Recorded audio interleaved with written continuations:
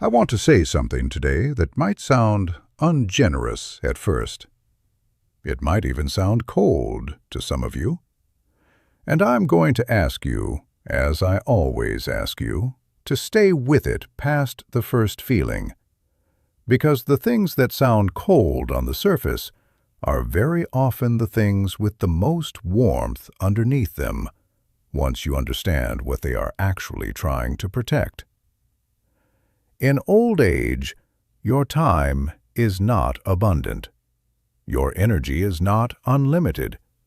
The hours you have are not the hours of a young person who can spend an afternoon badly and simply take another one tomorrow without cost.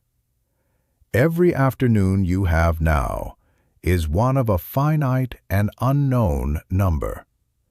Every hour you spend leaving a place feeling worse than when you arrived is an hour that cannot be replaced. An hour stolen not by a stranger, but by your own willingness to keep. Returning to a place that has never once left you better. My grandmother used to say that in old age, you do not have the luxury of spending time the way the young spend money, recklessly, with the assumption that more is always coming. She said, "When you are young, time is the river you swim in. When you are old, time is the water in your hands. And you cannot afford to open your fingers for people who are not worth the drop." Today I am going to tell you about 4 kinds of homes you should stop visiting, or visit far less, or visit only after you have decided clearly what you are walking into and what you refuse to carry out. Not because the people in them are entirely bad, but because what those homes do to you is entirely real, and you have earned the right, through every year of your long life, to protect the water in your hands. The first home you should never visit is the home where you leave feeling older than when you arrived. You know the one. You walk in feeling reasonably well, reasonably present, reasonably like yourself. And something happens in that house, not dramatically, not all at once, but steadily over the course of the visit, that makes you feel the weight of your age in a way you were not feeling it when you left your own front door. It might be the way they speak to you, slowly, loudly, with the particular careful enunciation people use for the very old and the very young, as though your ears and your mind require special handling.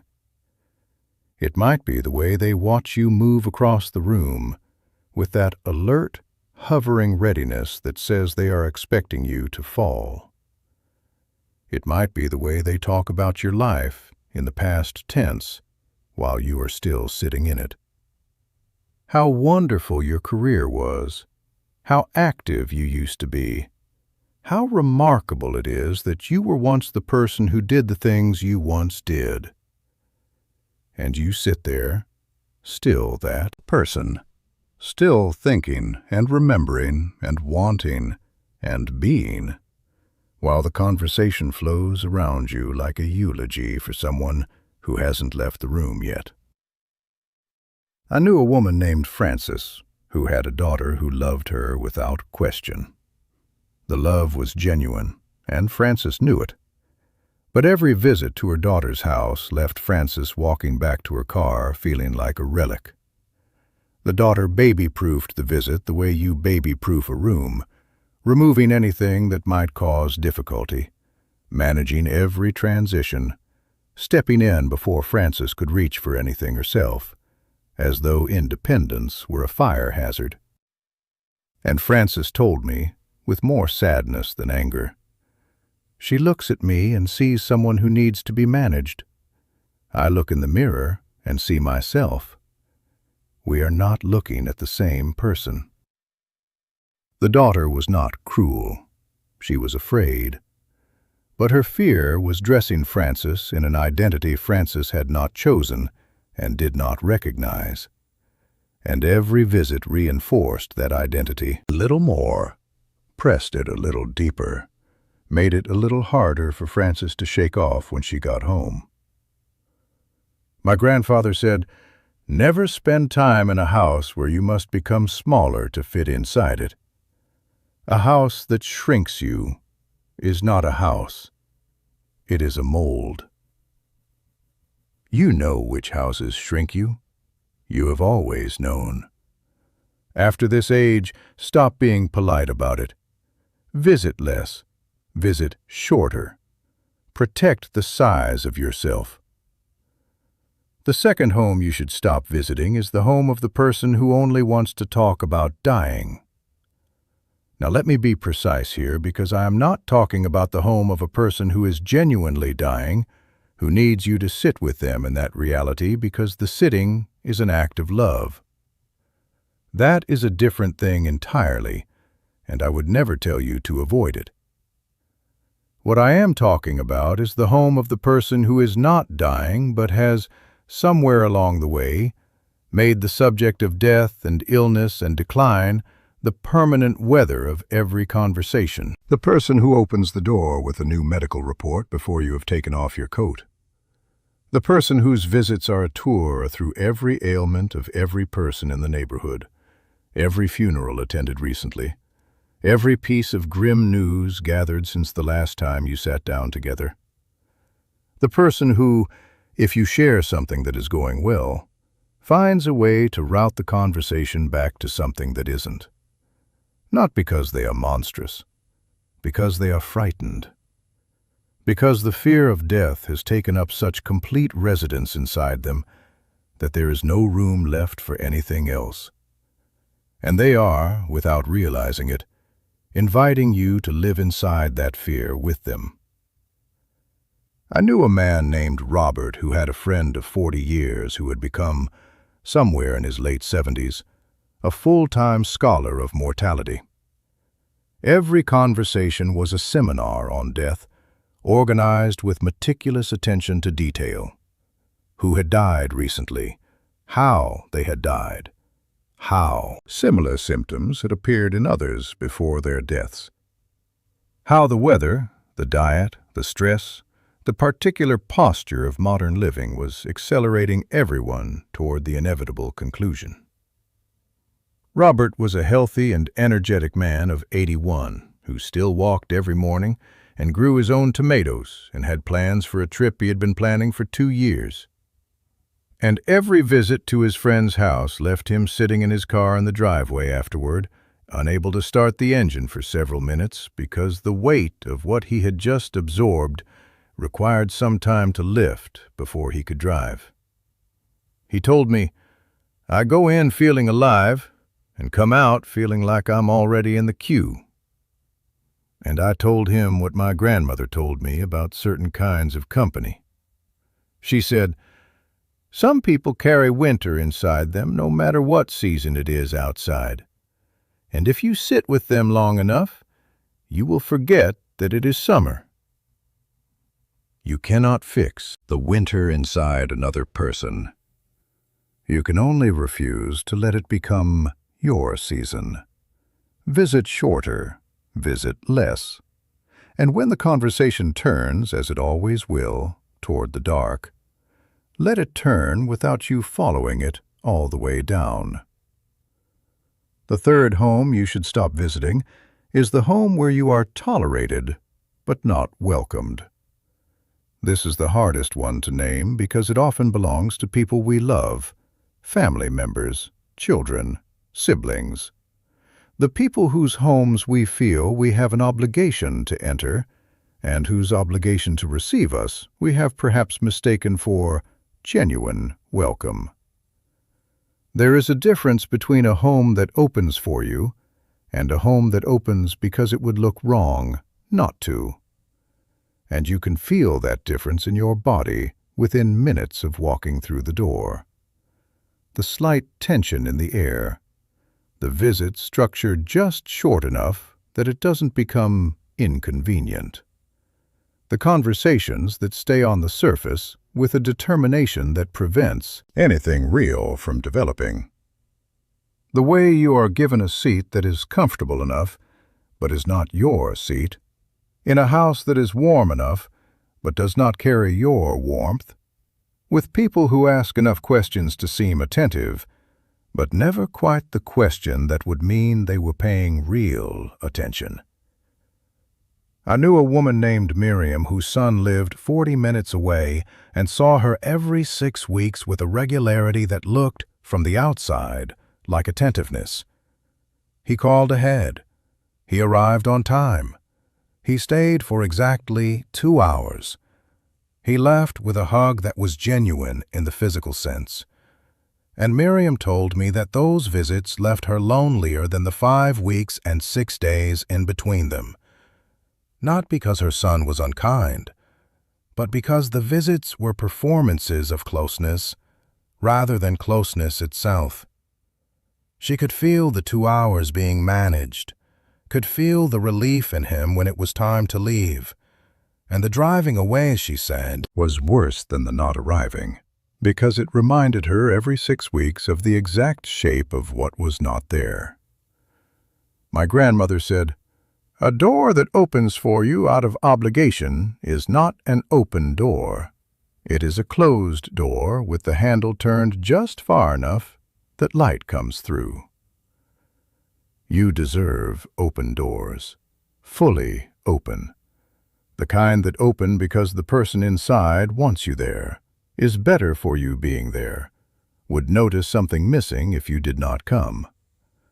Find those doors. Go to those houses, and let the ones that open for obligation stay closed as often as you need them to, without guilt, without explanation, because your time and your dignity are worth more than the performance of a relationship that exists only on a calendar. Before I share the final teaching, one important thing. Everything I have been drawing from these years, the lessons about protecting what is left of your time and your energy, about choosing your company the way you choose your food, with attention to what nourishes and refusal of what depletes, I have written it all down. 20 teachings, 4 parts, in the order they were meant to be received. It is called The Native Way. The link is in the description of this video. But stay right here, because the 4th home I am about to describe is the one that most people tell me they recognized immediately and had never had a word for before. The 4th home you should never visit, or should visit only with your eyes wide open and your hands firmly in your pockets, is the home of the person who has always needed something from you and has not stopped needing it simply because you have grown old. In the earlier years of your life, you were a resource. You had energy, you had time, you had money. You had the capacity to solve other people's problems and carry other people's weight and be the person others leaned on when the ground shifted beneath them. And there are people in your life who found you in that role and never once considered that the role had limits, who related to you not as a person, but as a function, who called not because they wanted to know how you were, but because they wanted to know whether you could do something, help move, lend money, take care of, intervene in, fix, manage, absorb. People for whom your value has always been transactional, and who have never noticed, or never been willing to notice, that the transaction has become one-sided. I knew a man named Leonard who had spent his adult life being the capable one, the one people called, the one who showed up, the one who knew how to do things and did them without complaint and asked for nothing in return. And he had built, around that identity, a network of people who loved him in the particular way that people love a useful thing. Not badly, not without warmth, but in a way that was contingent on his usefulness in a way that nobody had ever acknowledged out loud. When Leonard reached his mid-80s and his capacity genuinely contracted, when he could no longer drive and could no longer lift, and could no longer be the person who arrived with tools and left with the problem solved. Those visits changed. Not suddenly, gradually. The phone calls became less frequent. The check-ins became shorter. The warmth was still present, but the purpose behind the warmth had been quietly removed. And Leonard noticed. He noticed the particular way people spoke to him now that he had nothing to offer. The slight deflation in their energy when it became clear this visit was not going to produce the help they had half hoped for. And Leonard told me, with a dignity that moved me deeply, "I spent 80 years being needed. I never asked myself whether I was also wanted. Those are not the same thing." They are not the same thing.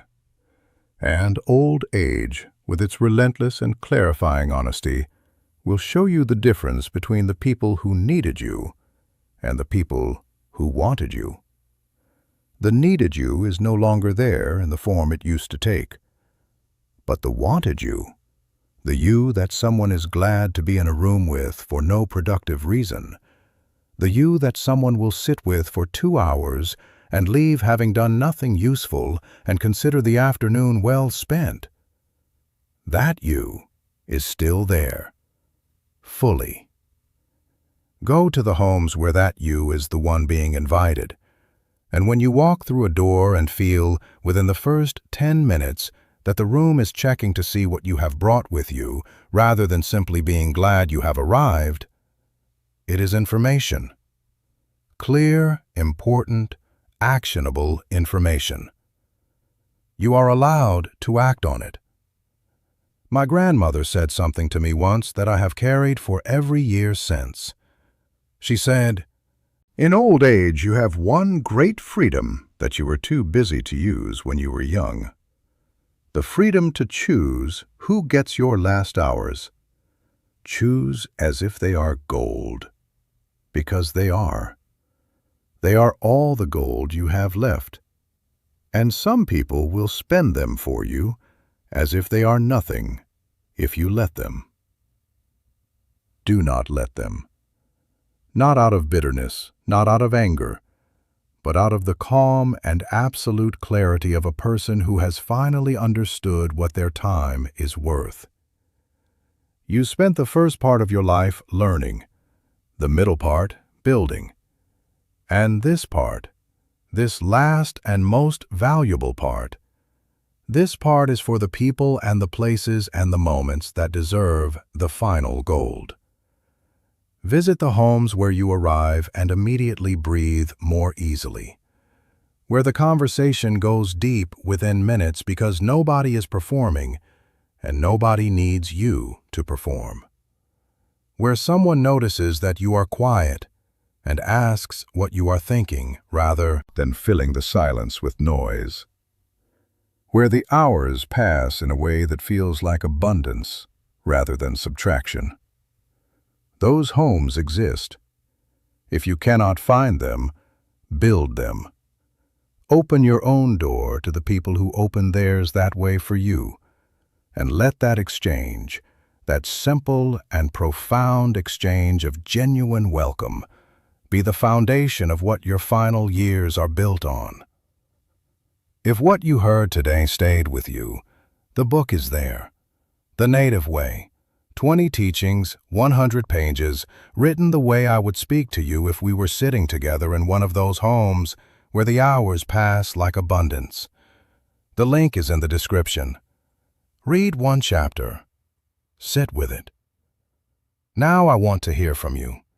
Tell me in the comments which of these 4 homes you recognized the moment I described it, and whether after today you will keep walking through that door. I read every comment, and if this is the kind of conversation you have been looking for, subscribe to this channel. We are not collecting viewers here. We are collecting people who remember. Come back next week. I am not done teaching.